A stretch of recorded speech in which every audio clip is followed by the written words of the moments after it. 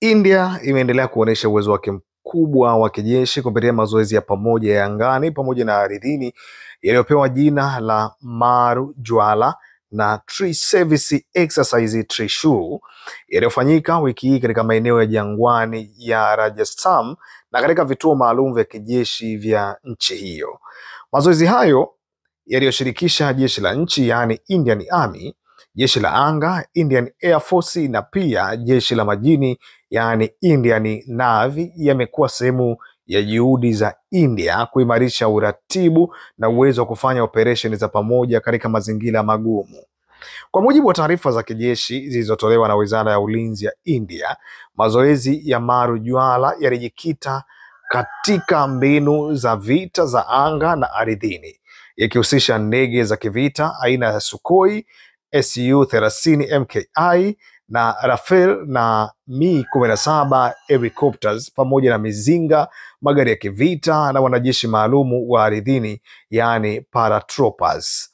Mazoezi haya yalilenga kuonyesha uwezo wa India kufanya mashambulizi ya kasi kwa usahihi na kwa uratibu kamili kati ya vikosi tofauti katika mazingira ya jangwa.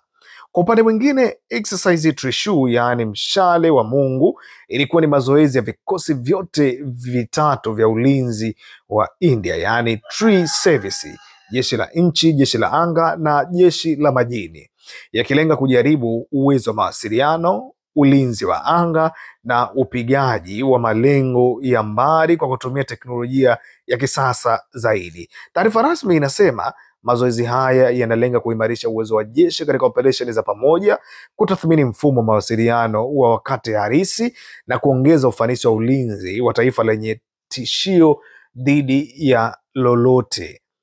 yaani taifa letu dhidi ya tishio lolote lile.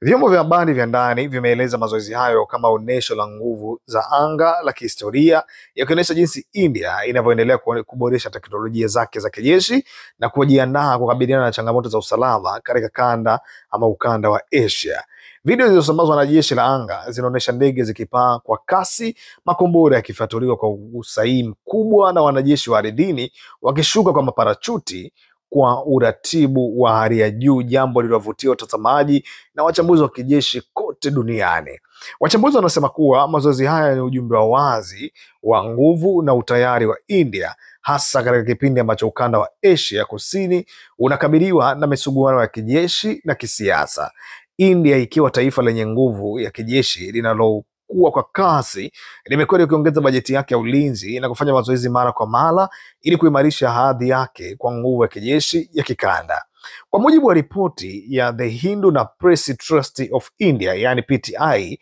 mazoezi haya pia yalijaribu mifumo mipya ya AI na drones za upelelezi, ikiwa UAVs zinaweza kufanya uchunguzi wa muda mrefu bila kugundulika na adui yoyote ile. Jeshi la India limeeleza kwamba matokeo ya mazoezi haya yatatumika kuboresha mipango ya kiufundi na mikakati ya ulinzi ya taifa, na kwamba mazoezi kama haya yataendelea kufanyika mara kwa mara katika